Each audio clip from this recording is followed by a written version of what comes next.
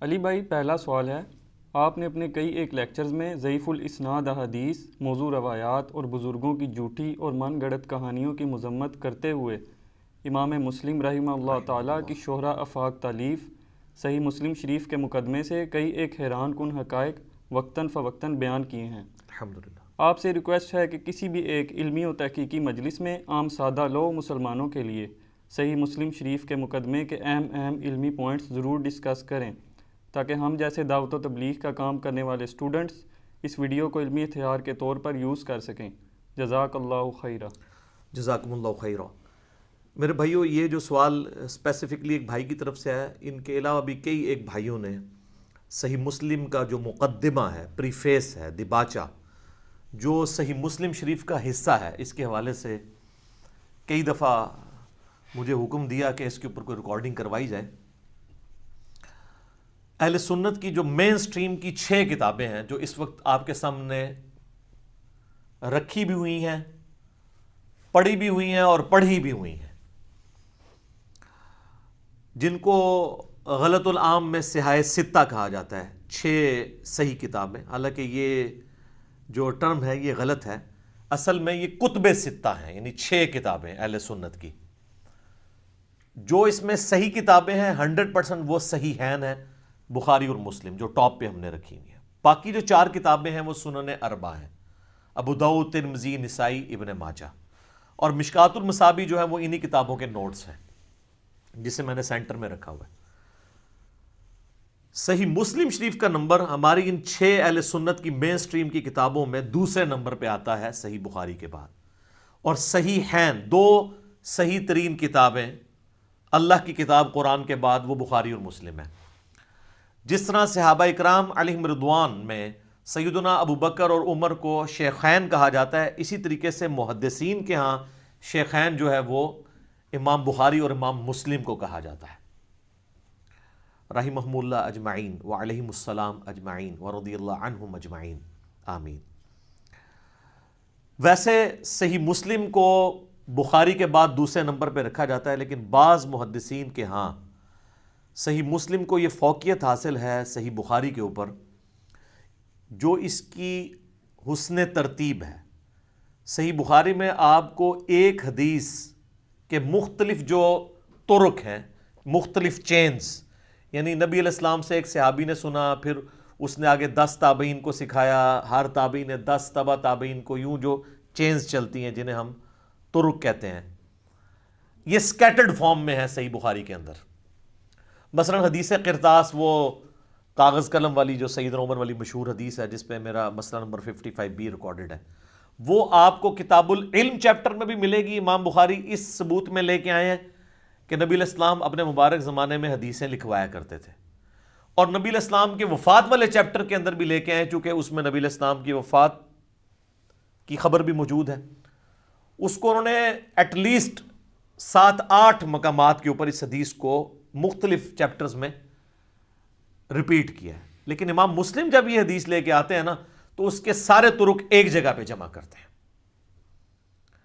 یہ صحیح مسلم کی خوبی ہے کہ آپ کو سکیٹرڈ فارم میں نہیں۔ ویسے تو اب سافٹ ویئرز نے مسئلے حل کر دیے، ہمارے پاس جو مکتبۃ شاملہ ہے اس میں جب کوئی بخاری کی حدیث آتی ہے نا تو اس کے اینڈ میں وہ حدیث جس نمبر پہ مختلف چیپٹرز میں آئی ہے وہ نمبر بھی لکھے ہوتے ہیں، لیکن یہ تو آج کا مسئلہ ہے نا، پہلے تو بڑا مشکل تھا۔ تو یہ امام مسلم کو اللہ تعالیٰ نے اس حوالے سے ایک فہم و فراست دی کہ انہوں نے ایک صحیح بخاری میں ویلیو ایڈیشن کی۔ یہ کریڈٹ بھی خیر امام بخاری کو جاتا ہے، کیونکہ وہ ٹرینڈ سیٹر ہیں۔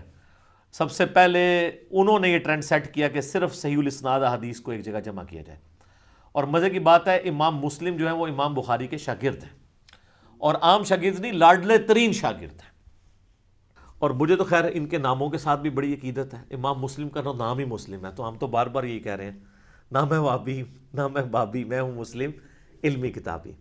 پھر ان کی کنیت ابو الحسین ہے، ٹھیک ہے جی، اور ان کے صوفیاء کے امام کی کنیت کیا ہے؟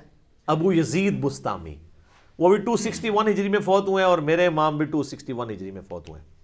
اور امام بخاری دیکھیں ان کا نام ہی محمد ہے، محمد بن اسماعیل، اور کنیت ہے ابو عبداللہ، ٹھیک ہے۔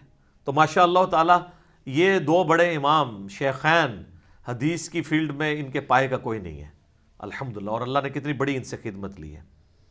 اللہ تعالیٰ ان کی قبر کو نور سے بھر دے اور ان کے کاموں کا بہترین اجر انہیں عطا فرمائے. آمین ثم آمین.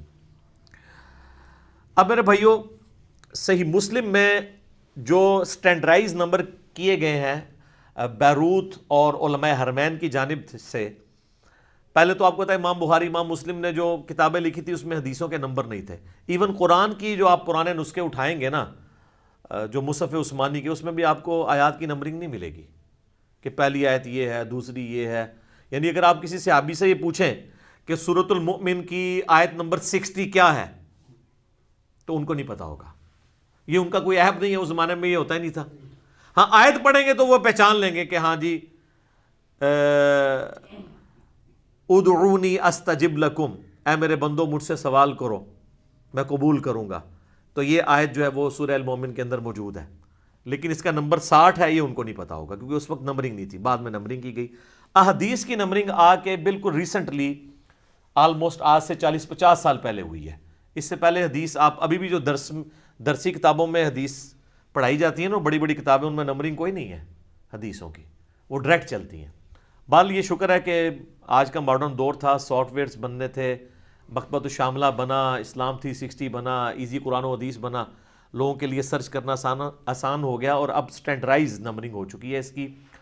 ایون ابھی بھی اردو زبان میں بعض لوگ چھاپتے ہیں نا، مثلا بخاری انہوں نے 3 جلدوں میں چھاپ دی، تو پہلی جلد کا نمبر اگر 1896 پہ ختم ہوا ہے تو دوسری پھر وہ 1 سے شروع کر دیتے ہیں، تو وہ کنٹینیوس نمبرنگ نہیں ہوتی. لیکن جو سٹینڈرائز نمبرنگ ہے نا، جسے ہم انٹرنیشنل نمبرنگ کہتے ہیں، یہ بھی خیر اب اس کی بھی ہسٹری ہے، یہ لفظ کیسے پڑ گیا. تو یہ جو نمبرنگ ہے نا، جو ہماری اس وقت دارالاسلام کی کتابوں میں، عربی کتب میں موجود ہیں، اور پاکستان میں جو اہل حدیث چھاپ رہے ہیں اردو کے اندر، اور دارالاسلام والے بھی یا مکتبہ اسلامیہ والے بھی یا باقی لوگ بھی، وہ سب انٹرنیشنل نمبرنگ کے اوپر ہیں. تو مزے کی بات ہے کہ صحیح بخاری میں بھی انٹرنیشنل نمبرنگ کے مطابق 7563 احادیث ہیں، اور صحیح مسلم میں بھی 7563 ہیں. یہ انہوں نے آنر کیا کہ اس کی نمبرنگ ایسے ایڈجسٹ کی ہے کہ دونوں کی برابر برابر ہیں، 7563 بخاری میں بھی اور مسلم میں بھی. اس میں ظاہر احادیث کی مختلف طرق کی وجہ سے تکرار ہے، وہ تکرار ختم کر دیا جائے تو کم نمبر آ جائے گا. اور وہ فواد عبد الباقی نے کیا کہ انہوں نے صحیح مسلم میں یہ سارے تکرار ختم کر کے تو اس کی ریوائز نمبرنگ کی. اس میں نمبرنگ ہے 3033، یعنی 7563 کو وہ 3033 پہ لے آئے. اور شیخ زبیر صاحب نے جو مشکات کی تحکیم کی ہے وہ اس نمبرنگ کے اوپر کی ہے. لیکن اس نمبرنگ کا مسئلہ یہ ہے کہ اس میں کنٹینیوشن نہیں ہے، پی ڈی ایف اس کے مطابق اویلیبل نہیں ہے، لہٰذا لوگوں کے لیے پرابلم ہوتی تھی. تو پھر اسلام 360 میں نے کنٹینیوس نمبرنگ ڈلوائی. دارالاسلام نے دونوں نمبرنگ پیرلل میں چلائی ہے، حالانکہ کنٹینیوس نمبرنگ ہی ہونی چاہیے. اب ایک حدیث کے اگر انہوں نے ایک حدیث کے 6 طرق ہے نا، تو 6 کے 6 کو ملا کے ایک ہی نمبر دیا ہوا ہے، تو ظاہر ہے وہ پھر کنفیوژن ہو جاتی ہے اس حوالے سے. تو بہرحال اس وقت الحمدللہ جو ہمارے پاس اسلام 360 ہے اس کے اندر کنٹینیوس نمبرنگ ہے، اور پی ڈی ایف جو اویلیبل ہے ہماری ویب سائٹ ahlsunnatpak.com پہ، وہ بھی کنٹینیوس 1 سے لے کے 7563 تک جاتے ہیں. تو یہ اکثر لوگ مسلم شریف کی نمبرنگ کے بارے میں پوچھ رہے ہوتے ہیں کہ یہ وہ نمبر ہی نہیں میچ کر، نمبر کہاں سے میچ کریں جب آپ کنٹینیوس نمبرنگ دیکھیں گے. اور الحمدللہ اب کنٹینیوس نمبرنگ ہمارے سافٹ ویئرز میں بھی آ گئی ہے. بل میرے نزدیک امام مسلم کا سب سے بڑا جو کارنامہ ہے نا، وہ انہوں نے جو مقدمہ لکھا ہے. یہ لفظ مقدمہ ہے، دال کے نیچے زیر ہے اور دال پہ تشدید ہے. مقدمہ ہم اردو میں بول دیتے ہیں، لفظ مقدمہ ہے، یعنی کوئی چیز آنے والی ہو تو اس سے پہلے اس کی جو تمہید بنائی جاتی ہے، پریفیس یا دباچہ لکھا جاتا ہے. تو امام مسلم نے صحیح مسلم کے سٹارٹ ہی میں کتاب الایمان چیپٹر، جو پہلا چیپٹر باندھا ہے، اس کو شروع کرنے سے پہلے المقدمہ لکھا اپنی کتاب کا، جو اللہ کا شکر ہے مسلم شریف کا حصہ ہے، وہ الگ سے نہیں ہے. اور یہ وہ خصوصیت ہے جو اسے 6 کی 6 کتابوں سے ممتاز کر دیتی ہے. باقی کسی نے اپنا مقدمہ اس لیول پہ نہیں لکھا، امام بخاری نے تو لکھا ہی نہیں ہے، باقیوں نے بھی چند ایک کلمات لکھے ہیں. امام مسلم نے 92 روایات لی ہیں، اور 93 نمبر حدیث جو ہے نا، وہ کتاب الایمان میں پہلی حدیث ہے، حدیث جبرائیل. علیہ السلام جو وہ انسانی شکل میں آ کے نبی علیہ السلام سے سوال کرتے ہیں. 92 روایات، 92 روایات، احادیث بھی ہیں، آثار بھی ہیں، لیکن محدثین کے ہاں سب کو حدیث نمبر ہی کہا جاتا ہے. حدیث کہتے ہیں بات کو، ایون صحابی کا تابعی کا قول بھی ہوگا تو وہ حدیث کے ساتھ لکھا جاتا ہے. بعض لوگ کہتے ہیں حدیث کہہ دیتے ہیں. حدیث محدثین کے ہاں یہ ریناؤنڈ ہے، تابعی کا قول بھی حدیث کہا جاتا ہے، لیکن وہ کیا ہوتا ہے، نبی علیہ السلام تک ہو تو حدیث مرفوع، صحابی تک جائے گا تو حدیث موقوف، یعنی ان تک موقوف ہے، اور اس طریقے سے آگے چلتا ہے معاملہ. تو یہ امام مسلم نے جو مقدمہ لکھا ہے نا جی، یہ کمال ہے جو اس کو باقی کتابوں کے اوپر فوقیت دیتا ہے. انشاءاللہ میں اس کے موٹے موٹے پوائنٹس کور کرنے کی کوشش کروں گا. اکثر لوگ جو ہے نا، جب ہم ان کو کہتے ہیں حدیث ضعیف ہے، وہ کہتے ہیں آپ نے حدیث کی گستاخی کر دی ہے، اور پھر کہتے ہیں جی دیکھیں ماں باپ ضعیف ہو جائیں تو انہیں گھر سے باہر نکال دیتے ہیں. دیکھیں اندازہ کریں، وہ الفاظ ہی ڈیفرنٹ ہیں. حدیث کی ٹرم میں ضعیف کا مطلب کیا ہے؟ کمزور روایت ہے. وہ کہتے ہیں نہیں حدیث تو کمزور ہو ہی نہیں سکتی، آپ کہا کریں اس کی سند ضعیف ہے. بھئی جب سند ضعیف ہے تو پھر ہمیں یہ کہنا چاہیے یہ حدیث ہے ہی نہیں ہے. اصل میں تو یہ کہنا چاہیے. تو آج کی ڈیٹ میں جب کہا جاتا ہے نا ضعیف حدیث، تو کہا جاتا ہے کہ نبی علیہ السلام کی طرف منسوب جو یہ بات ہے اس کی سند ضعیف ہے یا موضوع ہے، من گھڑت ہے، نبی علیہ السلام سے یہ ثابت نہیں ہے. تو یہ ٹرم اصطلاح کے طور پہ استعمال ہوتا ہے، اس پہ گستاخی کا فتویٰ نہیں لگنا چاہیے. وہ کہتے ہیں نہیں، بعض اوقات یہ ہوتا ہے کہ آپ جو حدیث بیان کر رہے ہیں وہ اس کی سند ضعیف ہے لیکن متن صحیح ہو. بالکل ٹھیک ہے جی، ہو سکتا ہے ایسے، لیکن اگر متن اس کا صحیح بتانے والی کوئی روایتی دنیا میں موجود نہ ہو، سب کی سب ہی ضعیف ہوں، تو پھر ہم اس کو کہیں گے پکا ضعیف. پھر ہم ضعیف جمع ضعیف والا فارمولہ تو نہیں لگائیں گے.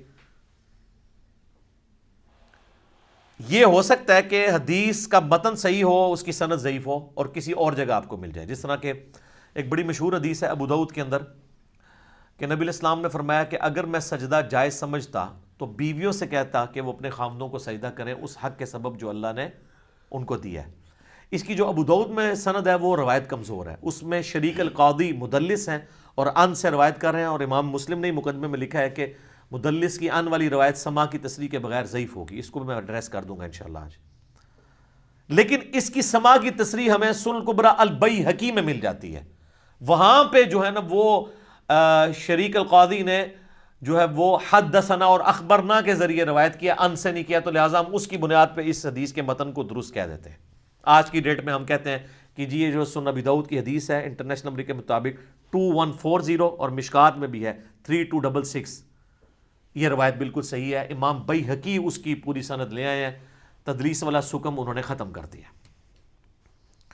لیکن اگر کسی کی کوئی صحیح سند مل ہی نہ رہی ہو، سکم دور ہی نہ ہو رہا ہو، پھر تو ہم اس کے بارے میں نہیں کلیم کر سکتے نا. یہ امام مسلم نے جناب جو مقدمہ لکھا ہے نا، اتنے پیشن کے ساتھ لکھا ہے، وہ سارا تو ہم 3 گھنٹے لگ جائیں تو کور نہ ہو. میں چند موٹے موٹے پوائنٹس کور کروں گا. اس کو آپ کو سننے کے بعد یہ اندازہ ہوگا کہ امام مسلم اس زمانے میں وہ راگ لاپ رہے ہیں کیا، کہ مرنے سے پہلے ہم مسلمان. کر لیں اس پہ غور. کتابوں کا خدا اور ہے، بابوں کا خدا اور. یقین کریں یہ یعنی پورا مقدمہ سننے کے بعد آپ کو آئیڈیا ہوگا کہ وہ یہی کہنا چاہ رہے ہیں آج کے دور میں جس طرح ہم یہ بات کر رہے ہیں کہ آپ علم حدیث کو صحیح اسناد کے ساتھ لے کے چلیں.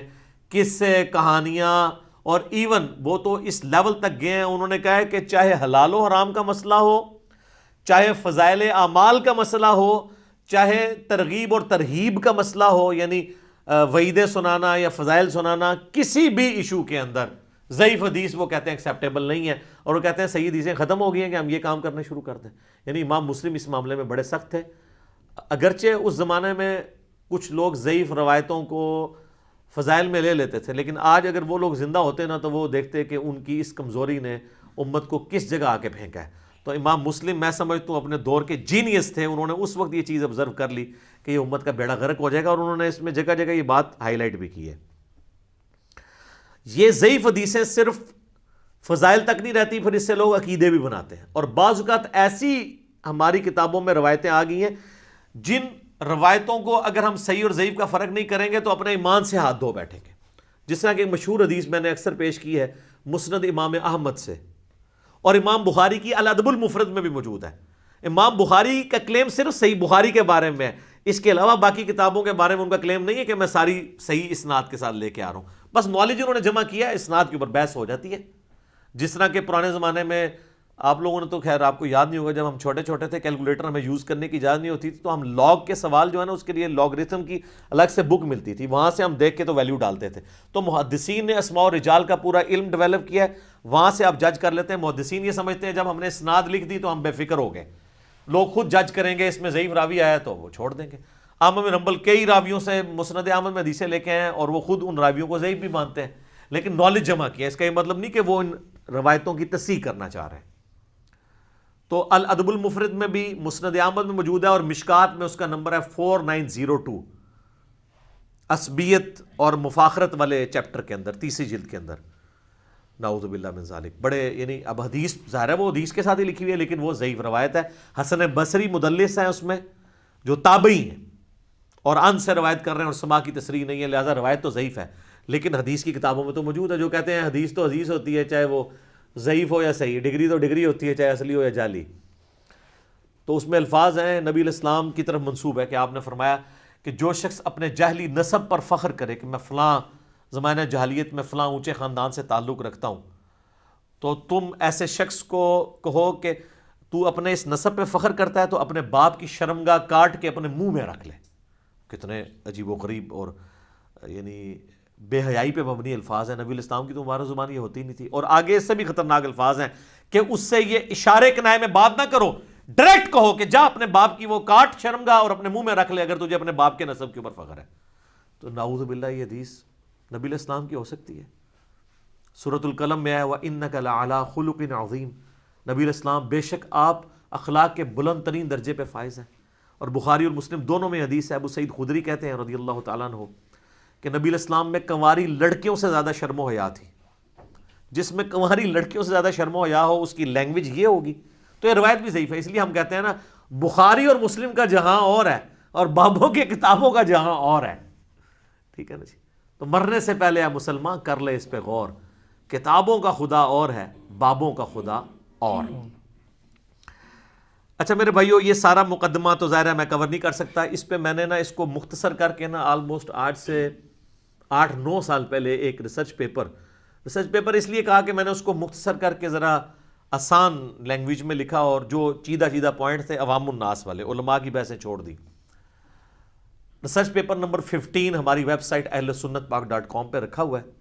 تو میں نے اس کا یہ پرنٹ آؤٹ نکال کے رکھا ہے، صرف 4 صفحوں کے اوپر. یہ دیکھیے آپ 2 ورگے.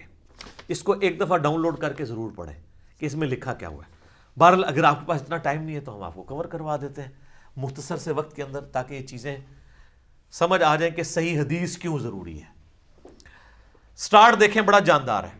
الحمدللہ رب العالمین والعاقبۃ للمتقین وصلی اللہ علی محمد خاتم النبیین وعلی جمیع الانبیاء والمرسلین. نبی الاسلام کی ختم نبوت کا اظہار سے امام مسلم اس کتاب کا آغاز کر رہے ہیں. یہ ختم نبوت والا جو عقیدہ ہے یہ بڑا سٹرونگ عقیدہ ہے امت میں ہمیشہ سے. یہ قادیانیوں نے جو تماشا کھڑا کر کے امت کو فتنے میں ڈالا ہے، اس پہ میرا یوٹیوب پہ کلپ ہے قادیانیوں کو دعوت اصلاح، وہ آپ دیکھ لیں. اس کے بعد پھر وہ اپنے شاگرد کو مخاطب کرتے ہیں، ابو اسحاق اس کا نام ہے. اصل میں اس اسٹوڈنٹ نے ان کو مشورہ دیا تھا کہ حضرت آپ ایک کتاب لکھ دیں. دیکھیں ایک وہ لوگ ہیں جو سٹوری بازی لکھواتے ہیں، کہانیاں لکھواتے ہیں، اور ایک وہ بندہ ہے جو کہہ رہا ہے نبی الاسلام کی حدیثیں صحیح اسناد سے جمع کریں. تو کیا پیارا آغاز کرتے ہیں. امام مسلم لکھتے ہیں اپنے شاگرد ابو اسحاق کو، کہتے ہیں اللہ تجھ پر رحم فرمائے. یہ ورڈ بائی ورڈ کا ہی مزہ آئے گا آپ کو کہ تو نے اپنے پروردگار ہی کی توفیق سے یہ ذکر کیا تھا کہ رسول اللہ صلی اللہ علیہ وآلہ وسلم سے جو احادیث مروی ہیں ان تمام احادیث کی تلاش و جستجو کی جائے جو دین کے اصول اور اس کے احکام، جو ثواب و عذاب اور رغبت اور خوف یعنی فضائل و اخلاق کے متعلق ہیں، اور تم وہ تمام احادیث ان مستند اسناد کے ساتھ چاہتے ہو جن کو علماء حدیث نے قبول کیا ہے. اللہ تم کو ہدایت دے کہ تم نے اس بات کا ارادہ ظاہر کیا کہ میں اس قسم کی تمام احادیث کا ایک مجموعہ تیار کر کے اختصار کے ساتھ تمہارے لیے جمع کر دوں. اللہ تمہیں عزت عطا فرمائے جب میں نے تمہاری اس فرمائش پر غور کیا اور اس کے انجام کی طرف توجہ کی کہ مجھے اس کا فائدہ کیا ہوگا، اور اللہ کرے اس کا انجام اچھا ہی ہو، تو مجھے یہ اندازہ ہوا کہ اور لوگوں سے پہلے خود مجھے اس مجموعے کو تیار کرنے کا فائدہ ہوگا. میرے پاس ایک نوٹس بن جائیں گے نبی الاسلام کیا کیا کرتے تھے. اللہ اکبر. مضبوطی اور صحت کے ساتھ تھوڑی سی احادیث کو یاد رکھنا زیادہ آسان ہے، خاص طور پر عوام الناس کے لیے کہ جنہیں صحیح اور غیر صحیح اسناد میں تمیز حاصل نہیں ہوتی جب تک کہ دوسرے لوگ ان کو بتا نہ دیں. پس ایسی صورتحال میں تھوڑی تعداد میں صحیح روایتوں کا جمع کرنے کا ارادہ کرنا بہت زیادہ تعداد میں ضعیف روایتیں جمع کرنے سے زیادہ بہتر اور مفید ہوگا. وہ کہہ رہے ہیں میں تھوڑا مال ستھرا مال. اچھا یہ جو شروع کے الفاظ ہیں نا یہ میں نے اپنے کربلا والے ریسرچ پیپر میں بھی ڈالے ہیں. وہ کہتے ہیں نا یہ والی کربلا سے متعلق صفین، نہروان اور جمل سے ریلیٹڈ یہ عوام کو نہیں حدیثیں بتانی چاہیے. تو میں نے کہا وہ ساری حدیثیں جو آپ کے گلے میں اٹکتی ہیں وہ ساری ہے ہی مسلم شریف میں ہے، اور امام مسلم لکھ رہے ہیں کہ میں عوام کے لیے لکھ رہا ہوں تاکہ عوام تھوڑے گاٹے فٹ ہوئے. ٹھیک ہے جی. پھر وہ کہتے ہیں کہ 4 قسم کے لوگ ہیں جن سے روایتیں نہیں لی جاتی. محدثین کا اتفاق ہے. نمبر 1 وہ لوگ جن پر اکثر محدثین نے طعن کیا ہے، جیسا کہ عبداللہ بن مسور، ابو جعفر مدائنی، عمر بن خالد وغیرہ. پھر کہتے ہیں وہ لوگ دوسرے نمبر پہ جن پر احادیث گھڑنے کی تہمت ہے. نمبر 3 وہ لوگ جو از خود احادیث بنانے میں بدنام ہو چکے ہیں. اور نمبر 4 وہ لوگ بھی جن کی اکثر احادیث منکر یا غلط ہوتی ہیں. تو ایسے تمام لوگوں کی روایات کو ہم اپنی کتاب میں جمع نہیں کریں گے. اصول حدیث کی اصطلاح میں منکر اس شخص کی حدیث کو کہتے ہیں جو ثقہ اور کامل الحفظ راویوں کی روایت کے خلاف روایت بیان کرے یا اس کی احادیث کی کسی اور نے موافقت نہ کی ہو. پس جب ایسی صورتحال ہو تو راوی متروک الحدیث ہوگا اور اس کی احادیث محدثین کے نزدیک قابل قبول نہیں ہوگی.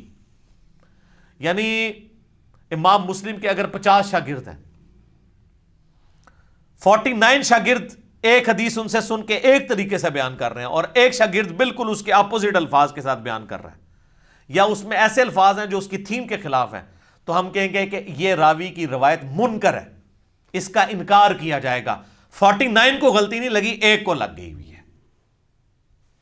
ٹھیک ہے. وہ ایک راوی تو چھوڑ دیں، نبی الاسلام کے اصحاب میں ایسے موجود ہیں.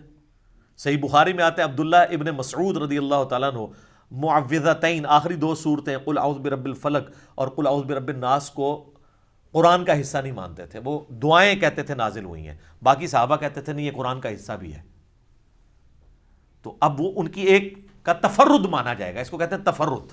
اجماع دیکھا جائے گا صحابہ کا کیا ہے. تو وہ کہہ رہے ہیں اسی طریقے سے یہ نہیں، ایسے لوگوں سے روایتیں، ایسی لوگوں کی اگر روایتیں بھی ہوں گی نا تو وہ نہیں لی جائیں گی. اور اس کی مثال دیتے ہیں کہ اسی طرح کہ اگر تم کسی کو دیکھو کہ وہ امام زہری جیسے بزرگ شخص یا ہشام بن عروہ جیسے عظیم شخصیت، یہ دونوں تابعین ہیں، ایک تابعی ایک تبع تابعی ہے، جن کی روایات اہل علم کے ہاں بہت مشہور پھیلی ہوئی ہیں، ان سے کوئی ایسی روایت بیان کرے جس روایت کو ان کے مشہور شاگردوں میں سے کسی نے بیان نہ کیا ہو اور یہ راوی صحیح روایات میں ان کے مشہور شاگردوں کا شریک بھی نہ رہا ہو، تو ایسے راوی کی حدیث قبول نہیں ہوگی، چاہے وہ راوی ثقہ بھی ہو، کہ اس نے اپنے سے ثقہ لوگوں کی مخالفت کر دی ہے. آگے وہ لکھتے ہیں، میں یہ اسکپ کر کے جو امپورٹنٹ پورشن ہے، ہم نے روایات حدیث کے سلسلے میں محدثین کے مذہب کو بیان کر دیا ہے تاکہ جو لوگ اصول حدیث سے واقف نہیں ہیں ان میں سے اہل توفیق کو یہ ابتدائی معلومات حاصل ہو جائیں. اے میرے شاگرد عزیز، ان تمام مذکورہ بالا باتوں کے بعد اللہ تجھ پر رحم کرے. جب ہم نے ضعیف اور منکر احادیث کو الگ کرنے میں ان لوگوں کی غلطیوں کا جائزہ لیا جو لوگ خود کو محدث قرار دیتے ہیں اس زمانے میں سر، تو دیکھا کہ یہ لوگ صرف صحیح اور مشہور احادیث پر اکتفا کرنے کی بجائے ان راویوں سے بھی احادیث نقل کر رہے ہیں جن کے بے وقوف اور غیر مستند ہونے کو یہ خود بھی مانتے ہیں. اب عام لوگوں کی تو جرت نہیں ہے کہ یہ وہ کس کے اوپر تان کر رہے ہیں. ظاہر بریلوی دیوبندی اہل حدیثوں پہ تو نہیں کر رہے، اپنے زمانے میں بڑے اماموں کے اوپر یہ تان کر رہے ہیں کہ وہ خود بھی مانتے ہیں کہ روایتیں کمزور ہیں تو کتابوں میں کیوں ڈالی ہیں. یعنی کس کے اوپر تان کیا؟ احمد بن حنبل پہ، ابن ابی شیبہ پہ، عبدالرزاق کے اوپر، لیکن بڑے کنٹرول الفاظ میں نام نہیں لکھے. تو اب میں نے نام لے دیے ہیں اور مجھے اس کا کوئی خطرہ بھی نہیں ہے کہ میرے اوپر کہ کسی نے توہین کر دی ہے. اگر یہ کہنا توہین کی ہے تو ان سے پوچھ لو کہ وہ کون تھے، وہ کوئی تقی عثمانی صاحب کا نام لے رہے ہیں، ڈاکٹر تعلق قادری کا لے رہے ہیں اپنے زمانے میں، جنہوں نے ان کے زمانے میں کتابیں لکھی ہیں اور انہوں نے مستند اور غیر مستند ایک جگہ جمع کر دی ہیں، یہ مانتے ہوئے بھی، حالانکہ ان کی نیت اپنی جگہ یہ تھی کہ یار ہم نے الگ سے تو بتا دیا. امام مسلم کہتے تھے کتاب الگ سے کس نے پڑھنی ہے. سر آج امام مسلم زندہ ہوتے نا تو ان کا ماتھا چوما جاتا، اور یقیناً وہ ہمارا ماتھا بھی چوم لیتے کہ ہم بھی وہی بات کر رہے ہیں کہ مرنے سے پہلے ہے مسلمان کر لے اس پہ غور، کتابوں کا خدا اور ہے، بابوں کا خدا اور. اللہ اکبر.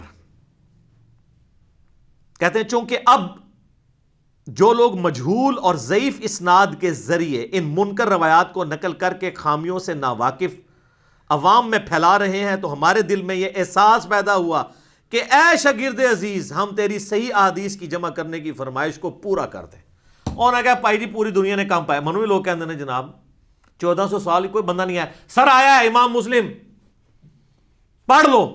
وہ اپنے زمانے میں آج سے 1200 سال پہلے جو رونا رو رہے ہیں نا، آج میں 1441 ہجری میں وہ رونا رو رہا ہوں. سر ہم نے بھی یہ ارادہ کیا کہ امام کو بتا دیں کیا کہ مرنے سے پہلے ہے مسلمان کر لے اس پہ غور، کتابوں کا خدا اور ہے، بابوں کا خدا اور. اور جب تو نے ایک دفعہ بھی غور کیا تو تیرے اندر سے آواز آئے گی کیا کہ نہ میں وابی نہ میں بابی، میں ہوں مسلم. علمی کتابیں یاد رکھو، اللہ تمہیں توفیق دے. یہ بات اچھی طرح ذہن نشین کر لو کہ ہر ایک محدث جو صحیح اور غیر صحیح احادیث کی پہچان اور سکہ اور غیر سکہ راویوں کی معرفت رکھتا ہے، اس پر واجب ہے کہ وہ صرف ایسی حدیثیں نقل کرے جن کی اسناد صحیح ہوں اور ان کے راویوں میں سے کوئی راوی بھی جھوٹا، بدعتی اور سنت کی مخالفت کرنے والا نہ ہو، یا اس راوی کا عیب فاش نہ ہوا ہو. وہ کہتے ہیں واجب ہے کہ صرف صحیح حدیثیں لی جائیں. پھر وہ کہتے ہیں میرے اس قول کی دلیل. سر ہم بھی کہتے ہیں قرآن و حدیث سے بات کریں، ہمارے اماموں کا بھی یہی طریقہ تھا. وہ کہتے ہیں میرا ذاتی خیال نہیں ہے، کہتے ہیں میرے اس قول کی دلیل اللہ تعالیٰ کے کلام میں سورۃ الحجرات کی آیت نمبر 6 پھر انہوں نے لکھی ہے. اعوذ باللہ من الشیطان الرجیم، بسم اللہ الرحمن الرحیم. یا ایھا الذین آمنوا ان جاءکم فاسق بنبأ فتبینوا. اے اہل ایمان، اگر کوئی فاسق شخص تمہارے پاس کوئی خبر لے آئے تو اس کی تحقیق کر لیا کرو، کہیں ایسا نہ ہو کہ اس کی خبر پہ تم کسی قوم کو نقصان پہنچا بیٹھو اور بعد میں شرمندہ ہو. اس کا شان نزول یہ ہے کہ ولید بن عقبہ، یہ وہی ہے جو حضرت عثمان کی شہادت کا سبب بنا، جو ان کا رشتے میں بھائی بھی لگتا تھا، جس کے بارے میں مسلم شریف میں آتا ہے اس نے شراب پی کے نماز پڑھائی تھی اور صحابہ مخالف ہو گئے تھے. وہ شہادت عثمان کے اصلی اسباب آپ کربلا والے ریسرچ پیپر میں پڑھ لیجئے گا، اردو میں بھی، عربی میں بھی، انگلش میں بھی، ہندی میں بھی. ریسرچ پیپر نمبر 5 بھی، یہ آپ ہمارے اہل سنت پاک.com سے ڈاؤن لوڈ کر لیجئے گا. تو اس نے خبر دے دی تھی، نبی الاسلام نے وہ زکوٰۃ جمع کرنے کے لیے بھیجا تو یہ ادھر گئے ہی نہیں، ڈر کے مارے، اور واپس آ کے کہا کہ وہ زکوٰۃ کے انکاری ہیں. تو نبی الاسلام نے وہاں پہ دستہ بھجوانے لگے تھے، تو اللہ تعالیٰ نے پھر وحی کے ذریعے اللہ نے اپنے محبوب علیہ السلام کو انفارم کیا کہ بھئی فاسق کی خبر پہ آپ نے یقین نہیں کرنا. پھر آپ نے دوبارہ تحقیق کرائی تو اس کی خبر جھوٹی نکلی. تو امام مسلم کہہ رہے ہیں یہ اس بات کی دلیل ہے کہ جو فاسق و فاجر شخص ہے، جو جھوٹا شخص ہے، اس کی روایت نہیں لی جائے گی. پھر لکھتے ہیں یاد رکھو محدثین کے نزدیک فاسق کی روایت اسی طرح مردود ہے جس طرح عام لوگوں کے نزدیک اس کی گواہی غیر مقبول ہے. فاسق کی گواہی نہیں لی جاتی کسی معاملے میں.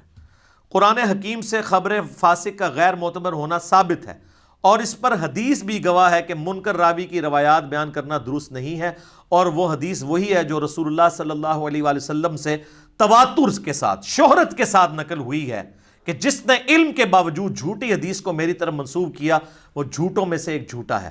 اس کے بعد امام مسلم نے 6 حدیثیں سیدنا علی سے، سیدنا ابو ہریرہ سے، سیدنا انس بن مالک سے، حضرت عبداللہ ابن عباس سے، حضرت مغیرہ ابن شعبہ سے رضی اللہ عنہم اجمعین وعلیہم السلام اجمعین، 6 روایتیں لی ہیں کہ نبی علیہ السلام نے فرمایا مجھ پر جھوٹ مت باندھو، جو شخص میری طرف جھوٹی حدیث منسوب کرے گا وہ اپنا مقام دوزخ میں دیکھ لے.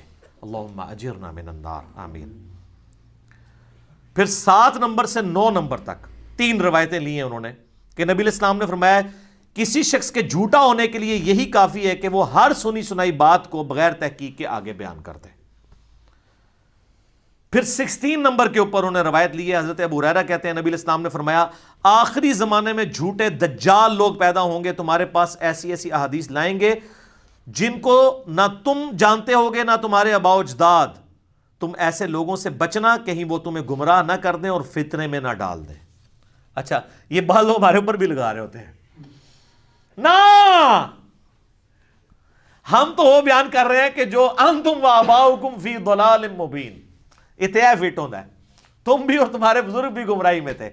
یہ کتابیں تو پہلے سے موجود تھی، وہ کتابوں سے، اب قرآن سے میں کوئی آیت نکالتا ہوں، یہ بخاری مسلم سے تو پہلے ہی موجود تھی، اس پہ پردہ ڈالا ہوا تھا۔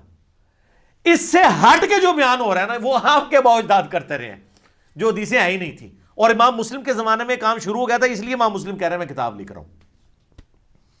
نال نال کلیئر کرنا ضروری ہوتا ہے۔ پھر 17 نمبر پہ حضرت عبداللہ ابن مسعود کا قول، کہ عبداللہ ابن مسعود کہتے ہیں کہ بعض اوقات شیطان انسانی شکل میں آ کر لوگوں میں جھوٹی حدیث بیان کر دیتا ہے۔ جب لوگ منتشر ہو جاتے ہیں تو ایک آدمی کہتا ہے کہ میں نے ایک ایسے بات شخص سے حدیث سنی ہے جس کی شکل سے تو میں واقف ہوں لیکن میں نام نہیں جانتا، اور وہ شیطان ہوتا ہے۔ اس کا مطلب ہے مجہول، جو ان نون لوگ ہیں، مجہول کہتے ہیں ان نون لوگ، جن کا کوئی عطا پتہ نہ ہو کہ یہ کون لوگ ہیں، ان کی حدیثیں قبول نہیں کی جائیں گی۔ یعنی شکل پہچانتا ہوں کہ بڑے نورانی تھے، شکلوں پہ نہیں جانا، وہ بات جو کر رہے ہیں اس کی سند کیا ہے۔ امام مسلم علمی کتابی سمجھی نا، دیکھ لو ساری علمی کتابی گلاں ہو رہی ہیں۔ پھر 21 نمبر کے اوپر لے کے آتے ہیں مجاہد تابعی کا قول، ابن عباس کے شاگرد ہیں۔ وہ کہتے ہیں کہ ابن عباس نے فرمایا کہ ایک وہ وقت تھا کہ جب کوئی شخص ہم سے کہتا تھا کہ رسول اللہ نے فرمایا صلی اللہ علیہ وآلہ وسلم، تو ہماری نظریں جھک جاتی تھیں اور ہم بڑے توجہ سے وہ حدیث سنتے تھے۔ لیکن جب سے لوگوں نے ہر طرح کی روایتیں بیان کرنا شروع کر دی ہیں تو ہم صرف اسی حدیث کو سنتے ہیں جس کو ہم پہلے سے جانتے ہوں۔ اگر ہم پہلے سے نہ جانتے ہوں تو ہم حدیثوں کو قبول نہیں کرتے۔ یعنی ابن عباس کہہ رہے ہیں میرے زمانے میں یہ حدیثیں گھڑنی شروع کر دی ہیں۔ تو وہ کون لوگ گھڑ رہے تھے؟ ایٹ لیسٹ تابعین، یعنی جو قانوناً تابعین تھے۔ ظاہر یہودوں نے سارا تو نہیں تھے، مسلمانوں میں ہی تھے نا۔ ظاہر آج کی ڈیٹ میں تو کوئی نہیں کسی پہ منافقت کا فتویٰ لگا سکتا، ظاہری کلمے کا احترام ہوگا۔ 22 نمبر پہ لے کے آتے ہیں ابن ابی ملیکہ تابعی کا قول۔ وہ کہتے ہیں میں نے حضرت ابن عباس کو لکھا کہ میرے پاس کچھ احادیث لکھوا کر پوشیدہ طور پر بھجوا دیں۔ میں بڑا حیران تھا کہ یہ وہ کیوں کہہ رہے ہیں کہ چھپ چھپا کے، سر یہ آل امیہ کا دور ہے، اور وہ ابن ابی ملیکہ ابن عباس سے حدیثیں منگوا رہے ہیں مولا علی کی، چونکہ وہ نبی علیہ السلام کے اہل بیت میں سے، یہ آپ کو پتہ چل جائے گا۔ وہ ہم تو پھر گل وچ کوئی اور پتہ چل جاتا ہے نا کیا ہے۔ کہتے ہیں چھپا کے مجھے نا آپ وہ حدیثیں بھجوا دیں۔ تو حضرت ابن عباس نے فرمایا میں اس لڑکے کے لیے احادیث کے لکھے ہوئے ذخیرے میں سے صحیح احادیث کو ہی منتخب کر کے بھیجوں گا۔ پھر ابن عباس نے سیدنا علی کے کیے ہوئے فیصلے منگوائے، چونکہ مسلمانوں کے خلیفہ رہے تھے وہ، اور ان میں سے بعض باتیں لکھنے لگے اور بعض باتوں کو دیکھ کر فرماتے جاتے تھے اللہ کی قسم علی نے یہ فیصلہ نہیں کیا، اگر وہ ایسا کرتے تو وہ خود بھی راہ راست سے بھٹک جاتے۔ یعنی ابن عباس نے یہ کہا کہ حضرت علی کی وفات کے بعد ان کے علم کو بھی لوگوں نے پلوٹ کر دیا، اس میں اور باتیں شامل کر لی ہیں۔ تو حضرت علی کا علم بھجوانا چاہ رہے تھے تو چھپ چھپا کے آل امیہ سے، یہ وجہ تھی۔ کربلا ہر جگہ آتی ہے جی۔ 24 نمبر پہ ابو اسحاق فرماتے ہیں کہ حضرت علی کی وفات کے بعد جب لوگوں نے ان کے کیے ہوئے فیصلوں کو نکال کر دیکھا تو سیدنا علی کے ساتھیوں میں سے ایک ساتھی نے کہا اللہ ان کو تباہ و برباد کرے، انہوں نے کتنا قیمتی علم بگاڑ ڈالا ہے۔ پھر آگے مغیرہ ابن شعبہ کا قول لے کے آئے امام مسلم کے، وہ کہتے ہیں کہ حضرت علی کا علم اگر سیکھنا ہے تو عبداللہ ابن مسعود کے شاگردوں سے سیکھو، وہ امین ہے مولا علی کے علم کے۔ پھر 27 نمبر روایت میں ابن سیرین کہتے ہیں کہ پہلے لوگ اسناد کی تحقیق نہیں کرتے تھے، لیکن جب دین میں بدعات اور فتنے داخل ہوئے تو لوگوں نے کہا کہ اپنی اپنی سند بیان کرو، پس جس حدیث کی سند میں اہل سنت راوی ہوں تو وہ حدیث قبول کر لیتے تھے، اور اگر سند میں اہل بدعت کو دیکھتے تو چھوڑ دیتے۔ تو یہ اہل سنت کا ورڈ صحابہ کی موجودگی میں اسٹیبلش ہو چکا تھا، اہل سنت۔ تو ابن سیرین کہہ رہے ہیں اہل سنت کی حدیثیں لی جائیں گی، اہل بدعت کی نہیں، اور وہ کہتے ہیں سند چیک کی جائے گی۔ اچھا اس میں مولویوں نے کہا سند سے مراد ہماری ڈگری ہے، تو ہماری ڈگریاں زمانے جو ہوتی ہیں نہیں، سند سے مراد چین ہے کہ کس نے کس سے سنا، کس نے کس سے سنا، کس نے کس سے سنا۔ وہ کہتے ہیں ہماری بھی چین جاتی ہے نبی اسلام تک. چین آپ کی نبی اسلام تک جا رہی ہے, حدیث تو آپ ایک بھی بیان نہیں کرتے, بابوں کے اقوال بیان کرتے ہیں. اشرف تھانوی صاحب لکھتے ہیں, احمد بریلوی صاحب لکھتے ہیں. جو نبی اسلام تک بھی کوئی بیان کرے نا, وہ ہم بیان کر رہے ہوتے ہیں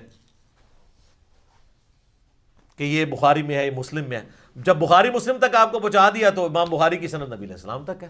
یعنی امام بخاری کہتے ہیں سب سے بیسٹ سند یہ ہے کہ میں نے سنا احمد بن حنبل سے, احمد بن حنبل نے سنا محمد بن ادریس الشافعی سے, انہوں نے سنا امام مالک بن انس سے, اور انہوں نے سنا امام نافع سے, اور نافع نے عبداللہ بن عمر سے, اور عبداللہ بن عمر نے نبی علیہ السلام سے. یہ پوری چین. جب ہم بخاری مسلم کے حوالے دیتے ہیں تو ہماری بخاری تک سند ہونا ضروری نہیں ہے. بخاری مسلم کے اوپر تو اجماع امت ہے. شاہ ولی اللہ دہلوی نے بھی حجت اللہ البالغہ میں لکھا. جب ان تک ہم نے پہنچا دیا, ان کی سند اوپر تک جائے گی. 30 نمبر پہ لے کے آئے عبداللہ بن زکوان, اپنے والد سے روایت کرتے ہیں جو تابعی تھے. وہ کہتے ہیں میں نے مدینہ شریف میں 100 ایسے تابعین کو پایا ہے جن کے نیک سیرت ہونے پہ سب متفق تھے, مگر انہیں حدیث روایت کرنے کا اہل نہیں سمجھتے تھے, اور ان کی حدیث قبول نہیں کی جاتی تھی. یعنی نیک ہونے پہ بھی اتفاق تھا, اور اس میں بھی اتفاق تھا کہ حدیث نہیں ان سے لینی, یہ ان کی فیلڈ ہی نہیں ہے. جیسے ہم کئی علماء کہتے ہیں یہ اختلافی موضوعات آپ سے اوپر کی چیز ہے, آپ یہ بتایا کریں سبحان اللہ کے اوپر اتنی نیکیاں ملتی ہیں, اس سے زیادہ آپ نہیں یہ کام کر سکتے. یہ جہاں اور ہے, یہ کتابوں کا جہاں ہے, یہ ایک وکھرا جہاں ہے. ٹھیک ہے نا جی. 32 نمبر پہ لے کے آتے ہیں وہ عبداللہ بن عثمان فرماتے ہیں میں نے عبداللہ بن مبارک کو فرماتے ہوئے سنا کہ اسناد دین کا حصہ ہے, اگر دین میں سند نہ ہو تو ہر شخص اپنی مرضی کا دین بیان کرے گا. وہ کہتے ہیں جی دیکھا ڈگری حصہ ہے, او بھائی اللہ کے بندے, یہ اسی طریقے سے تراویاں ہو گیا, 20 انج نہیں تراوی پڑھتا. یہ اسناد کیا ہے وہ آگے اس روایت میں آتا ہے 32 نمبر میں. ابو اسحاق کہتے ہیں کہ میں نے عبداللہ بن مبارک کے سامنے ایک حدیث بیان کی, اور حدیث کیا تھی کہ نبی علیہ السلام نے فرمایا نیکی کے بعد نیکی یہ ہے کہ کوئی شخص اپنے لیے نماز پڑھے تو ساتھ اپنے ماں باپ کے لیے بھی نماز پڑھ لے, اور جب اپنے لیے روزہ رکھے تو اپنی ماں باپ کی طرف سے بھی ایک روزہ رکھ لے. یہ تو لاگی کہانی رہی ہے, یہ تو قرآن کے خلاف ہے. لا تزر وازرۃ وزر اخرى, کوئی جان دوسری جان کا بوجھ نہیں اٹھائے گی. اچھا عبداللہ بن مبارک نے یہ حدیث جب سنی نا تو انہوں نے فرمایا یہ حدیث کس کی روایت میں ہے؟ میں نے کہا شہاب بن خراش نے روایت کی ہے. تو عبداللہ بن مبارک نے فرمایا وہ تو ثقہ ہے, یعنی صحیح راوی ہے. پھر انہوں نے کہا کہ شہاب نے کس سے روایت کی ہے؟ میں نے کہا حجاج بن دینار سے. انہوں نے کہا وہ بھی ثقہ ہے. تو انہوں نے فرمایا کہ حجاج نے کس سے روایت کی ہے؟ تو میں نے کہا کہ وہ کہتا ہے کہ رسول اللہ نے فرمایا. تو عبداللہ بن مبارک نے فرمایا اوے ابو اسحاق, حجاج اور رسول اللہ کے درمیان تو اتنا طویل جنگل ہے جس کو طے کرتے کرتے اونٹوں کی گردنیں تھک جائیں گی. یعنی نبی علیہ السلام اور اس کے درمیان اتنا زمانہ ہے کہ زمانہ طے ہی نہیں ہو سکتا. حجاج اگرچہ ثقہ راوی ہے لیکن وہ بھی نہیں کہہ سکتا کہ رسول اللہ نے فرمایا. تو تواڈے بابے کی تو کہہ سکتے ہیں, حضرات نے فرماتے ہیں, بزرگ فرماتے ہیں, علماء نے فرمایا ہے, بزرگوں کا کہنا ہے. عبداللہ بن مبارک کہہ رہے ہیں کہ حجاج وہ بھی اگر کہتے ہیں رسول اللہ نے فرمایا, حجاج بن یوسف نہیں ہے, ایک تبع تابعی ہے, تو وہ کہہ رہے ہیں راوی ثقہ ہے لیکن وہ اس کی بات نہیں مانی جائے گی جب تک وہ سند پوری نہ کرے نبی علیہ السلام تک. تو یہ سند یہ ہے, ڈگری نہیں ہے. ڈگری کا تو حال یہ ہے کہ بریلویوں کی ڈگری کو دیوبندی کہتے ہیں جعلی, دیوبندیوں کہتے ہیں بریلوی والے ڈگری کو کہتے ہیں جعلی, ہم تو کہتے ہیں دونوں ٹھیک کہتے ہیں, بس اتنا ہی کہنا چاہیے. اچھا جی, تو انہوں نے بتایا نہیں روایت منقطع ہے. 38 نمبر پہ عبداللہ بن مبارک نے کہا کہ میں نے سفیان ثوری سے کہا کہ آپ عباد بن کثیر کے حالات سے واقف ہیں, وہ عجیب و غریب احادیث بیان کرتا ہے, آپ کی اس کے متعلق کیا رائے ہے کہ میں لوگوں کو اس سے احادیث بیان کرنے سے روک دوں؟ تو حضرت سفیان نے فرمایا بالکل روک دو. عبداللہ بن مبارک فرماتے ہیں جس مجلس میں میرے سامنے عباد بن کثیر کا ذکر آتا تو میں اس کی دینداری کی تعریف کرتا, لیکن ساتھ یہ بھی کہہ دیتا اس کی حدیث نہ لینا. جس طرح ہم کئی علماء کے بارے میں کہتے ہیں اچھے ہیں, نیک ہیں, میں نام نہیں لیتا پھر پرسنل ہو جائے گا معاملہ, اچھے ہیں لیکن ان کی کہانیوں پہ نہ اعتبار کیا کریں, ٹھیک ہے. تو وہ اچھے ہیں, نیک ہیں, خوبصورت ہیں, سب کچھ ہے, لیکن دینداری اچھی ہے, لیکن یہ کوئی بات دین کے والے سے بیان کر رہے ہیں وہ آپ نہ لیں. یہ دیکھ لیں اس زمانے میں بھی وہی بات ہے. 40 نمبر پہ یحییٰ بن سعید القطان, مشہور طبع تابعی ہیں, 198 ہجری میں فوت ہوئے. وہ اپنے باپ سے روایت کرتے ہیں کہ میں نے نیک لوگوں سے بڑھ کر کسی اور کو جھوٹی حدیثیں بیان کرتے ہوئے نہیں پایا. یہ یعنی صوفیاء کے بارے میں وہ اشارہ کر رہے ہیں. اس زمانے میں لوگوں میں یہ بھی اعزا ہوا تھا کہ اگر لوگ نیک عمال نہیں کر رہے تو آپ حدیثیں گھاڑ کے نہ کوئی عجیب و غریب روایتیں بیان کریں, ایک دم دل کہنا نا یار وہ آنسو جاری ہو جاتے ہیں. کہتے ہیں نا جی ان کے بیانات سننے سے آنسو جاری ہو جاتے ہیں. وہ عجیب و غریب جو روایتیں ہوتی ہیں, دیو ملائی کسے کہانیاں, وہ تو جناب دانش دی موت ہوتے بھی آنسو جاری ہوئے نا. میرا کلپ ویکھ لو دانش کی موت. آپ کو اگر کوئی شخص آ کے رو کے کہ 2 + 2 5 ہوتے ہیں, ٹھیک ہے, اور یوں ٹیشو پیپر سے یوں پوچھ رہا ہو تو آپ کیا کریں گے؟ اس کے آنسو پہنچتے ہوئے کہیں گے ٹھیک ہے آج کے بعد 5 ہی ہوتے ہیں. نہیں جناب وہ 4 ہی رہ گئے. ٹھیک ہے, تو 2 + 2 4 رہیں گے نا, تو علماء دی کہانیاں بھی کہانیاں ہی رہن گیاں, قرآن و حدیث نہیں بنے گا. تو کہتے ہیں میں دینداری کی اور جناب میں بھی آپ کے سارے بزرگان دین کی دینداری کی تعریف کرتا ہوں, لیکن میں ساتھ یہ بھی کہتا ہوں کہ کہانی باسن دین ڈاؤن سے لیں, ویسے تعریف کریں کہ سونی شکل, سونی پگڑی, سونی داڑھی, بس یہ تعریف کریں.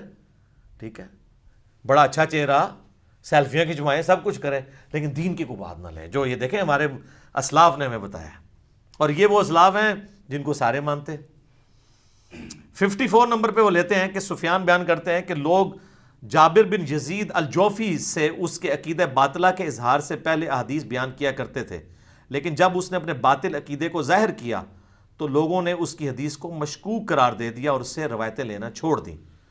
جب سفیان سے کہا گیا کہ اس نے کس باطل عقیدے کا اظہار کیا تھا تو انہوں نے کہا رجعت کے عقیدے کا. یہ بعد میں آ جائے گا یہ کیا عقیدہ تھا.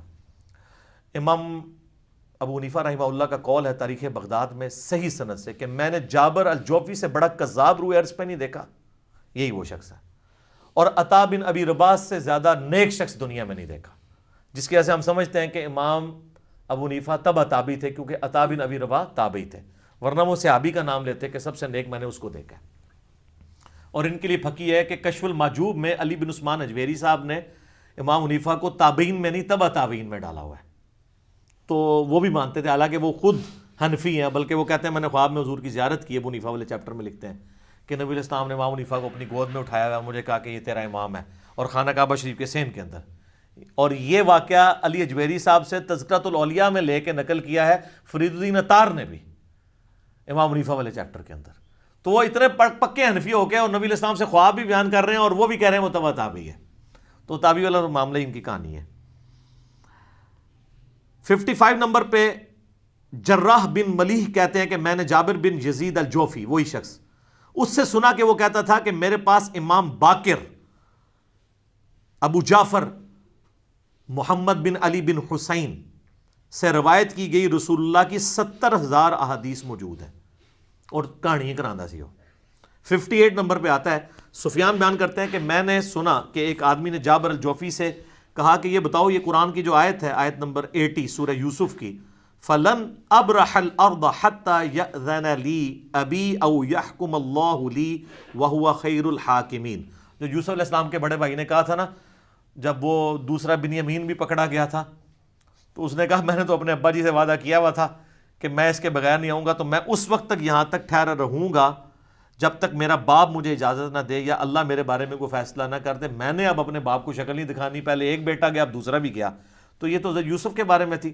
تو اس کی تفسیر جب جابر جوفی سے پوچھی گی تو آج کل آپ ذاکرین کو دیکھتے ہوں گے کوئی آیت پکڑ کے ادھر کدھر ٹھوک دیتے ہیں. ان کے بڑے بھی یہی کرتے تھے, یہ بڑا رافضی تھا. تو جابر نے کہا اس آیت کی تفسیر ابھی ظاہر نہیں ہوئی. سفیان نے کہا اس نے جھوٹ بولا. ہم نے کہا کہ جابر کی اس سے کیا مراد تھی, تو سفیان نے کہا کہ یہ رافضی لوگ, یہ رافضی کا لفظ امام مسلم نے مقدمے میں استعمال کیا ہے, یہ رافضی لوگ کہتے ہیں کہ حضرت علی بادلوں میں ہیں اور ہم ان کی اولاد میں سے کسی کا ساتھ اس وقت تک نہیں دیں گے جب تک آسمان سے حضرت علی کی آواز نہ سن لیں کہ فلاں شخص کا ساتھ دو. جابر اس آیت کی جھوٹی تفسیر میں یعنی رجت کا باطل عقیدہ ثابت کیا کرتا تھا, حالانکہ یہ آیت تو یوسف علیہ السلام کے بھائیوں کے بارے میں. وہ کہتے ہیں وہ جو بھائی کہہ رہے ہیں وہ آسمان سے حضرت علی کہیں گے کہ ہاں جی فلاں کے یعنی امام مہدی کا ساتھ ہم نے اس وقت دینا ہے, یا کسی بھی امام کا جو ہے وہ اس کا قیام حکمران کے خلاف ہم اس وقت مانیں گے جب حضرت علی ہمیں آواز دیں گے. وَلِعَوْذُ بِاللَّهِ تعالی. 64 نمبر پہ حضرت حمام نے کہا کہ ابو داؤد العامہ حضرت قتادہ کے پاس آئے تو ابو داؤد العامہ تو جب وہ چلے گئے تو لوگوں نے کہا کہ اس شخص کا دعویٰ ہے کہ وہ 18 بدری صحابہ سے ملا ہے. حضرت قتادہ نے کہا یہ طاعون سے پہلے بھیک مانگا کرتا تھا، اس کا روایت حدیث سے کیا تعلق ہے؟ کہانیاں کراتا تھے انہیں اور ایک کام شروع کر جیسا دیکھو تو اتنے کئی نانگے پیر نے انہوں نے مڑکے پا لیں تو پیری بریدی شروع کر دیتی ہے. وہ کہتے ہیں یہ تو طاعون سے پہلے بھیک مانگا کرتا تھا. اور جناب آج بھی تو پتہ ہے بڑا کامیاب کاروبار ہے اس زمانے بھی سی کہ ایک ٹھیا بنا لو. ان کے پہلے بھیک مانگتا سی، انہیں اپنا نذرانے کا اڈا کھول لیا، خانقاہ کھول لی ہے. یہ تو بھیک مانگا کرتا تھا، اس کا تو حدیث کے فن سے کوئی لگاؤ ہی نہیں تھا. یہ بھی وہ کہہ رہے ہیں جسے ہم کہتے ہیں نا جی نمازاں سنو اور دعائے قنوت بھی سنو، او اصلی علی اللہ مہدینی فی من ہدیت، تو تمہیں پتہ لگ جائے گا. تو اللہ کی قسم حسن بصری اور سعید بن مسیب جیسے تابعین، اتنے بڑے بڑے تابعین، انہوں نے بھی صرف ایک بدری صحابی سے ملاقات کی ہے، سعد بن مالک یعنی سعد ابن ابی وقاص. اور ان سے بھی اس لیے کر لی کہ وہ سب سے آخر میں بدری صحابی 56 ہجری میں حضرت معاویہ کے دور میں فوت ہوئے ہیں. سعد ابن ابی وقاص، ان کا نام سعد بن مالک بھی ہے. تو وہ کہتے ہیں حسن بصری بھی صرف ایک بدری صحابی کو ملے ہوئے ہیں سماعت کے اعتبار سے، وہ سعد ابن ابی وقاص ہیں. تو حسن بصری اس کا مطلب مولا علی سے نہیں ملے، کیونکہ مولا علی بھی بدری صحابی تھے، بلکہ 24 سردار مولا علی نے قتل کیے. تو یہ جو تصوف کا پورا سلسلہ ہے نا وہ حسن بصری سے حضرت علی تک جاتا ہے. وہ کہتے ہیں حضرت علی کے خلیفہ تھے. اسی پہ میں کہتا ہوں نا امام مسلم نے تصوف کا گلہ ہی کاٹ دیا. انہوں نے کہا کہ بھائی مولا علی تو چھڑ دو، صرف ایک بدری صحابی سے حسن بصری کی سماعت ہے اور وہ بھی سعد ابن ابی وقاص ہے. تو مولا علی سے کوئی سماعت نہیں ہے. کہانی ختم. 79 نمبر پہ لے کے آئے کہ علی بن مسہر کا بیان ہے کہ میں نے اور حمزہ نے ابان بن ابی عیاش سے تقریباً 1000 احادیث کا سماع کیا، مگر جب میں حمزہ سے ملا تو انہوں نے بتایا کہ انہوں نے خواب میں نبی صلی اللہ علیہ وآلہ وسلم کی زیارت کی، تو انہوں نے آپ صلی اللہ علیہ وآلہ وسلم کے سامنے ابان بن ابی عیاش سے سنی ہوئی احادیث بیان کی، تو آپ علیہ السلام نے ان 1000 حدیثوں میں سے صرف 5 یا 6 کی تصدیق کی اور باقی سب کے بارے میں فرمایا یہ میری حدیثیں نہیں ہیں. یہ میں نے نبی علیہ السلام کی خواب میں زیارت ہو سکتی ہے، یہ آپ دیکھیں کس کو ہوئی ہے؟ تبا تابعین میں سے ایک شخص کو. اور یہ خبیث ابان بن ابی عیاش وہی ہے جس نے وہ واقعہ گھڑا ہے کہ حضرت فاطمہ نے کو سیدنا عمر نے نعوذ باللہ قتل کیا تھا. میرا یوٹیوب پہ کلپ بھی ہے، سیدہ فاطمہ کا قاتل کون، وہ آپ دیکھ سکتے ہیں. اور اس کو شیعہ بھی کذاب جھوٹا راوی مانتے ہیں. امام مسلم کہتے ہیں کہ جب ایک تبا تابعی نے نبی علیہ السلام کی زیارت کی تو 1000 حدیثیں جو اس سے لکھی ہوئی تھیں وہ جب بیان کی تبا تابعی ابان ابن ابی عیاش سے، تو نبی علیہ السلام نے 5-6 کی تصدیق، باقی سب کا یہ فراڈ ہے. 83 نمبر پہ ابو نعیم سے جب معلّہ بن عرفان نے ابو وائل کے حوالے سے بیان کیا کہ وہ کہتا ہے کہ ہمارے سامنے عبداللہ ابن مسعود جنگ صفین کے موقع پر آئے، تو ابو نعیم نے معلّہ سے فرمایا کیا عبداللہ ابن مسعود مرنے کے بعد قبر سے زندہ ہو کے باہر آ گئے تھے؟ کیونکہ جنگ صفین تو ہوئی تھی 37 ہجری میں اور عبداللہ ابن مسعود 33 ہجری میں فوت ہو گئے تھے. اسی پہ میں کہتا ہوں نا، یہ کہتے ہیں کہ جی امام جعفر کی 40 سال بعد امام جعفر صادق رحمۃ اللہ علیہ فوت ہوئے 148 ہجری میں. 191 ہجری کے اندر بایزید بستامی پیدا ہوئے ہیں. ان کے 40 سال بعد جو بندہ پیدا ہو رہا ہے وہ کہہ رہے ہیں ان کا مرید ہے. صرف مرید نہیں ہے بلکہ اس نے اپنی کنیت بھی ابو یزید رکھی ہوئی ہے. اسی آج امام جعفر دے نام لیوا نہیں اپنے نا ابو یزید لاندے. وہ کہنا نہیں کوئی حرج نہیں صحابہ دا نا ہے تو لاؤ نا تھوڑے مولوی نام لا کے دسن نا، ٹھیک ہے. اور اس سے بڑا تو رہے کہ بایزید کے مرنے کے 90 سال کے بعد ابو الحسن خرقانی پیدا ہوئے، جو کہتے ہیں وہ محمود غزنوی نے ان کے کرتے سے دعا کی تھی. انہوں نے کہا بڑی تھوڑی قیمت لائیے، تو کہنا قیامت تک کوئی نہ ہوئے اتنے کافر، تو وہ بھی ختم ہو جانے سن، سارے مسلمان ہو جانے سن. نبی علیہ السلام کے کرتے سے تو یہ برکت نہیں ظاہر ہوئی ہے، ٹھیک ہے. ان کو تو قرآن میں کہا جا رہا ہے آپ اپنے آپ کو ہلاک کر لیں گے.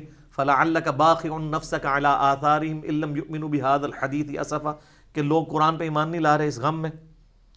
تو یہ تو خیر یہ مشہور باتیں میں نے پہلے بھی کئی دفعہ کی ہیں، ٹھیک ہے جی. 84 نمبر پہ وہ لے کے ہیں. عفان بن مسلم کہتے ہیں کہ ہم اسماعیل کی مجلس میں تھے کہ ایک شخص نے کسی شخص سے حدیث بیان کی، تو میں نے کہا وہ تو غیر معتبر شخص ہے. تو دوسرا شخص کہنے لگا عفان تم نے اس کی غیبت کر دی. اس پر امام اسماعیل نے کہا کہ اس نے غیبت نہیں کی بلکہ حکم بیان کیا ہے، وہ حدیث میں معتبر نہیں ہے. یہ کہتے ہیں نا ساڈے مرے ہوئے بزرگوں نو پن لے، مرے ہوئے بزرگوں نو پننا یہ دین دا حصہ ہے، جنہوں نے کام پایا دین نال. تو یہ غیبت نہیں ہے. جو حدیث کے معاملے میں جنہوں نے جھوٹ بولا ہے, دین میں بدعت داخل کی ہیں, ان کی غلطیوں کو ہائی لائٹ کرنا غیبت نہیں ہے, واجب ہے. یہ وہ غیبت ہے جو واجب ہے کرنا, یہ گناہ نہیں ہے. یہ غیبت نہ کرنا گناہ ہے. پھر 92 نمبر میں انہوں نے بہت کچھ لے کے آئے ہیں, کنکلوڈ کیا ہے, کیونکہ آخری نمبر ہے, اس کو انہوں نے کنکلوڈ کیا ہے اور کہتے ہیں ہم نے حدیث کے راویوں کے بارے میں اہل علم کے کلام سے ضعیف راویوں کی جو تفصیل ذکر کی ہے, ان کی روایتوں کہ جن عیوب اور نقائص کا ذکر کیا ہے وہ صاحب فراست کے لیے کافی ہیں. اگر وہ تمام تنقیدی اقوال نقل کیے جاتے جو راویان حدیث کے متعلق علماء حدیث نے بیان کیے ہیں تو یہ کتاب بہت لمبی ہو جاتی. ائمہ حدیث نے راویوں کا عیب کھول دینا ضروری سمجھا, اور جب ان سے اس کے متعلق پوچھا گیا تو انہوں نے اس بات کے جواز کا فتویٰ دیا. اور یہ بڑا ہی اہم کام ہے, کیونکہ دین کی بات جب بھی نقل کی جائے گی تو وہ احادیث 3 طرح کی ہوں گی. نمبر 1, کسی امر کے حلال ہونے یا حرام ہونے سے متعلق. نمبر 2, امر بالمعروف و نہی عن المنکر سے متعلق, یعنی نیکیوں کا حکم دینا اور برائیوں سے روکنا. اور نمبر 3, ترغیب اور ترہیب سے متعلق, یعنی فضائل اعمال اور وعید اعمال سے متعلق. یعنی امام مسلم یہ کہنا چاہ رہے ہیں کہ حدیث چونکہ ان تینوں چیزوں کو ڈیفائن کرتی ہے, لہذا حدیث کا صحیح ہونا ضروری ہے.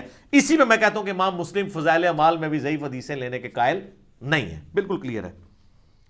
جب حدیث کا کوئی راوی خود سچا اور امانت دار نہ ہو اور پھر وہ روایت بھی بیان کرے اور بعد والے لوگ اس راوی کی خرابی کے باوجود دوسرے لوگوں کو جو اس کے غیر ثقہ کے طور پر نہیں جانتے ہوں اس راوی کی کوئی روایت بیان کر دیں اور اس کے احوال پر کوئی تنقید اور تبصرہ نہ کریں, تو ایسے علماء دراصل مسلم عوام الناس کے ساتھ خیانت اور دھوکہ کرنے والے شمار ہوں گے, کیونکہ ان احادیث میں سے بہت سی احادیث من گھڑت ہیں اور عوام کی اکثریت ان راویوں کے احوال سے ناواقفیت کی بنا پر ان احادیث پر عمل کرنا شروع کر دے گی, تو اس تمام کا گناہ اس راوی پر ہوگا جس نے وہ حدیث بیان کی ہے.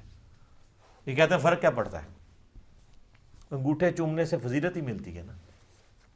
اچھا یہ فضیلت ملتی ہے تو یہ دیوبندی کو نہیں چومتے؟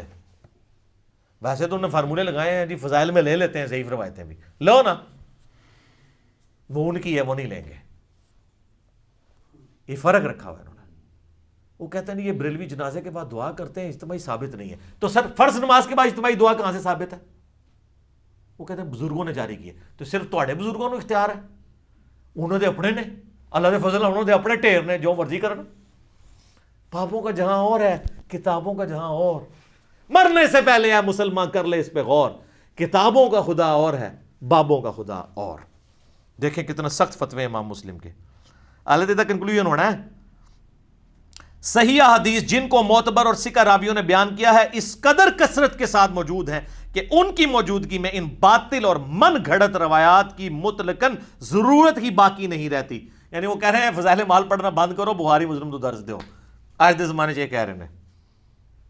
اس تحقیق کے بعد میں نہیں سمجھتا, یہ میں نہیں, امام مسلم نے میں کیا فتویٰ نہ لانا, کہ کوئی بھی شخص اپنی کتاب میں مجہول, غیر ثقہ اور غیر معتبر راویوں کی احادیث نقل کرے گا, خصوصاً جب کہ وہ سند حدیث سے واقف بھی ہو, سوائے اس شخص کے کہ جو لوگوں کے نزدیک اپنا کثرت علم ثابت کرنا چاہے اور اس مقصد کے حصول کے لیے وہ باطل اور من گھڑت اسناد کے ساتھ بھی حدیث پیش کرنے میں ذرا خوف اور ہچکچاہٹ محسوس نہ کرے, تاکہ لوگ اس کے وسیع علم اور زیادہ روایتیں جمع کرنے پر اسے داد دیں. لیکن جو شخص بھی ایسے باطل طریقے کو اختیار کرے گا تو اہل علم اور عقل مند لوگوں میں ایسے عالم کی کوئی وقت اور عزت باقی نہ رہے گی, اور ایسا شخص عالم کہلوانے کے بجائے جاہل کہلوانے کا زیادہ حقدار ہے. سارے مفتی اعظم پاکستان امام مسلم نے کہا جاہل نے, ویسے تو ہے بھی کہہ رہے نقال نے. نقال یہ نہیں فقہ کی ٹرم ہے, یہ صرف فتوے نقل کرتے ہیں اپنے بابوں کے, خود سے نہیں کوئی کر رہے ہوتے کام. تو امام مسلم کہہ رہے ہیں یہ ضعیف روایتیں یہ سب کے سب جاہل ہیں.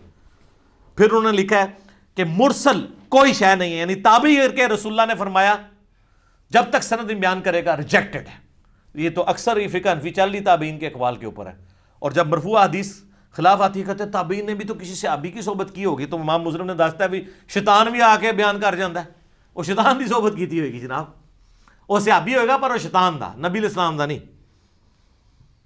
پھر انہوں نے لکھا ہے کہ جو راوی تدلیس کرنے میں مشہور ہو اس کے بارے میں محدثین یہ تحقیق ضرور کرتے ہیں کہ جس شیخ کی طرف روایت کی نسبت کر رہا ہے فی الواقع اس راوی نے اس شیخ سے وہ حدیث سنی ہے یا صرف اس کی طرف تدلیس کی نسبت کر دی ہے، جبکہ حقیقت میں حدیث کسی اور سے سنی ہے، اور اس وقت یہ تحقیق کرنے کا مقصد تدلیس کے مرض کو دور کرنا ہے، تاکہ اگر واقعی اس راوی نے سند میں تدلیس کی ہو تو اس سند کا عیب ظاہر ہو جائے، لیکن جو راوی مدلس نہ ہو تو ائمہ حدیث اس راوی کی سماع کی تحقیق نہیں کرتے۔ ٹھیک، پھر انہوں نے حمد و صلوات کے بعد اس مقدمے کو مکمل کیا ہے۔ یہ وہ تدلیس والا مسئلہ انہوں نے اینڈ پہ جا کے ڈسکس کیا ہے کہ اگر راوی مدلس نہیں ہے اور وہ ان سے روایت کرتا ہے کہ میں فلاں سے روایت کرتا ہوں، کرے، کوئی عرض نہیں، کیونکہ وہ لازمی ہے کہ وہ سماع کے ساتھ کرتا ہے۔ لیکن جس کا مدلس ہونا ثابت ہو جائے، آلموسٹ 300-350 راوی ہیں صرف جو مدلس تھے، جو ان سے روایت کرتے تھے بیچ میں سند کو عالی کرنے کے لیے، تاکہ نبی علیہ السلام ان کے درمیان واسطہ تھوڑا رہ جائے، 2-3 کو سکپ کر کے تو بیچ میں ڈائریکٹ۔ لیکن اس کا نقصان یہ ہوتا تھا کہ بعض اوقات بیچ والے راوی جو ہیں وہ ضعیف بھی ہو سکتے ہیں، تو ہم کیسے جج کریں گے؟ تو محدثین نے اصول بنایا کہ مدلس اگر ان سے روایت کرے گا، جب تک وہ سماع کی تصریح نہیں کرتا روایت نہیں مانی جائے گی، کیونکہ پتہ ہی نہیں اس نے کس سے سنا ہے۔ تو روایت ہو سکتا منقطع ہو، یا وہ راوی ضعیف ہو، اس کو چھپا رہا ہو۔ تو محدثین اسے بڑا برا جانتے ہیں، لیکن جائز سمجھتے ہیں اس حوالے سے کہ وہ لوگ ہوتے ثقہ تھے، صدوق تھے، وہ ان والی روایت کو اخبرنا یا حدثنا کے ساتھ بیان نہیں کرتے تھے، ہوتے سچے تھے، ورنہ تو وہ کہہ دیں کہ میں نے فلاں سے سنا ہے، لیکن ان کو بھی ڈر لگتا تھا کہ اللہ کو جان دینی ہے، جان اللہ کو دینی ہے، او وزیر علی نہیں، واقعی اللہ نے جان دینی ہے، تو وہ ان سے روایت کرتے تھے کہ فلاں سے روایت ہے، تو راوی کو چھوڑ دیتے تھے بیچ میں سے۔ امام شعبہ خیر اس کو بہت برا جانتے ہیں، وہ کہتے ہیں میں زنا سے بدتر تدلیس کو سمجھتا ہوں، لیکن تدلیس کو ایز اے فن وہ مانتے تھے، اور وہ کہتے تھے اگر قتادہ سے میں بیان کروں نا تو قتادہ اگرچہ مدلس ہے، لیکن اگر میں روایت بیان کر رہا ہوں نا قتادہ سے، اور قتادہ آگے ان سے بھی روایت کر رہا ہو، تو تم نے لے لینا ہے، میں تمہیں کفایت کروں گا، کیونکہ میں قتادہ کی روایتیں ان والی بھی وہی لیتا تھا جو سما کی تصریح کے ساتھ ہوتی تھی۔ اور یہاں میں آپ کو مزے کے لیے بتا دوں، بخاری مسلم میں کئی احادیث ہیں جن میں آپ کو سما کی تصریح نہیں ملے گی۔ اعمش کی روایتیں ہیں، سفیان ثوری کی ان کے ساتھ روایتیں ہیں، حسن بصری کی ہیں، امام زہری کی ہیں، تو ان کی سما کی تصریح باقی کتابوں میں مل جاتی ہے۔ اس پہ ایک عرب اسکالر نے بہت کام کیا ہے، یہاں پہ بھی عجم میں بھی شیخ زبیر لزئی صاحب نے جو عبد الرحمن بن قاسم والی روایت جو الموتا کی جمع کیا، ان میں انہوں نے کئی روایتیں ہیں جن میں بخاری مسلم کی جو سما کی تصریح الموتا سے ملتی ہے، بعض الموتا والی بخاری مسلم سے، بعض مصنف ابن ابی شیبہ سے، بعض سنن کبریٰ البیہقی سے، تو وہ ساری لکھتے ہیں۔ جب تک سما کی تصریح نہیں ہوگی کہ یہ اس نے اس سے سنا ہے یا نہیں سنا، اس وقت تک آپ روایت کو ایکسیپٹ نہیں کریں گے۔ وہ ہو سکتا ہے میں بھی سنا ہو، میں بھی نہ سنا ہو، لیکن یہ مدلس کے لیے ہے، جو تدلیس کرتا ہو، جو راوی کا نام چھپاتا ہو۔ اسی لیے ہم عبداللہ ابن مسعود کی بغیر رفع الیدین والی جو روایت ہے جامعہ ترمذی کی، سفیان ثوری کی تدلیس کی وجہ سے اسے ضعیف کہتے ہیں، کیونکہ سفیان ثوری نے ان سے روایت کی ہے اور سما کی تصریح نہیں کی ہے۔ تو بعض لوگ کہتے ہیں انہوں نے بیچ والے راوی کا نام چھپایا ہے، اور وہ کہتے ہیں اس راوی کا نام انہوں نے اس لیے چھپایا کہ وہ راوی محدثین کے ہاں ضعیف تھا۔ ہم پوچھتے ہیں وہ کون سا راوی ہے؟ وہ کہتے ہیں جی بس پردے ہی رہنے دیں، کون سا راوی ہے۔ تو آج کا میں مزہ کرکرا نہیں کرنا چاہتا، اس کو اسی پہ کنکلوڈ کرتا ہوں۔ تو ہم جو باتیں کر رہے تھے کہ مرنے سے پہلے اے مسلمان کر لے اس پہ غور، کتابوں کا خدا اور ہے، بابوں کا خدا اور، یہ پورے کا پورا مقدمہ امام مسلم نے اسی پہ ہی کھڑا کیا ہوا ہے۔ تو آپ سمجھ لیں کہ اس پلیٹ فارم کی آواز وہی آواز ہے جو 1200 سال پہلے اٹھی تھی، پھر بابوں نے دبا دی، اب دوبارہ سے چونکہ اسلام کی نشت ثانیہ ہونی ہے تو اللہ کے فضل سے یہ دوبارہ سے آواز اٹھی ہے۔ تو ہم آپ سے بھی ریکویسٹ کریں گے کہ مرنے سے پہلے اے مسلمان کر لے اس پہ غور، کتابوں کا خدا اور ہے، بابوں کا خدا اور یقین جان لے ایک دفعہ بھی تو نے زندگی میں غور کیا اور ہماری مجلس نمبر 100 دیکھ لی جس میں نے 50 اس قسم کی باتیں بتائی ہیں جو قصے کہانیاں مشہور ہیں، تو تیرے اندر سے آواز نکلے گی، پہلے تو یہی نکلے گی کہ سارے کر لو غور، کتابوں کا خدا اور ہے، بابوں کا خدا اور، کتابوں کا جہاں اور ہے، بابوں کا جہاں اور پھر اندر سے آواز نکلے گی کہ نہ میں وابی نہ میں بابی، میں ہوں مسلم علمی کتابی۔ ٹھیک ہوگا جی؟